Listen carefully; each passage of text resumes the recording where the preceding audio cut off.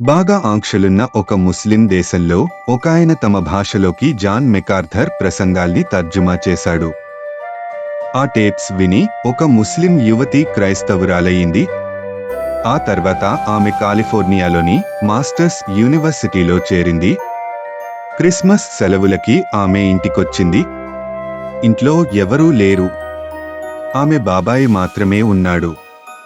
అతను బాగా నిష్ఠ గల ముస్లిం. ఆమె క్రైస్తవురాలైనందుకు చాలా కోపంగా ఉన్నాడు. మాటల్లో తన క్రోధాన్ని బయటపెట్టేశాడు.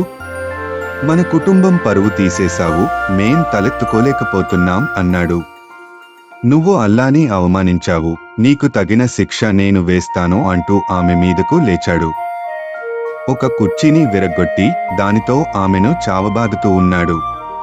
కొంచెముంటే ఆమె చనిపోయేదే. సరిగ్గా ఆ సమయానికి ఆమె తండ్రి వచ్చాడు. అడ్డుపడి తమ్ముడ్ని ఆపాడు. వెంటనే కూతుర్ని హాస్పిటల్కి తీసుకెళ్లాడు. హాస్పిటల్లో వైద్యం చేయించాక, అమ్మా, నువ్వు ఇంటికి రావటం క్షేమం కాదు, నువ్వు కాలిఫోర్నియాకు వెళ్లిపోవటమే మంచిది అంటూ అటునుంచి అటే ఆమెను ఫ్లైట్ ఎక్కించేశాడు. సెలవులకని వెళ్లిన అమ్మాయి అర్ధాంతరంగా వెనక్కి రావటంతో డైరెక్టర్స్ ఆశ్చర్యపోయారు. జరిగింది విని ఆమె పరిస్థితి బాగలేదని గ్రహించి ఆమెను మెకార్థర్ గారి దగ్గరికి తీసుకెళ్లారు. తన ఇంట్లో ఏమి జరిగిందో ఆమె మొత్తం వివరంగా మెకార్థర్ గారికి చెప్పింది. అంతా విన్నాక మెకార్థర్ అన్నారు, అమ్మా, ఒక ప్రశ్న అడగాలనుకుంటున్నాను.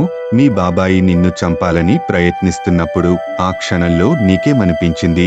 18 ఏళ్ల ఆ అమ్మాయి ఏమందో తెలుసా? అతనికొక మతముంది, దానికోసం అతను చంపేస్తాడు. కానీ నాకొక రక్షకుడున్నాడు, ఆయన కోసం నేను చనిపోతాను.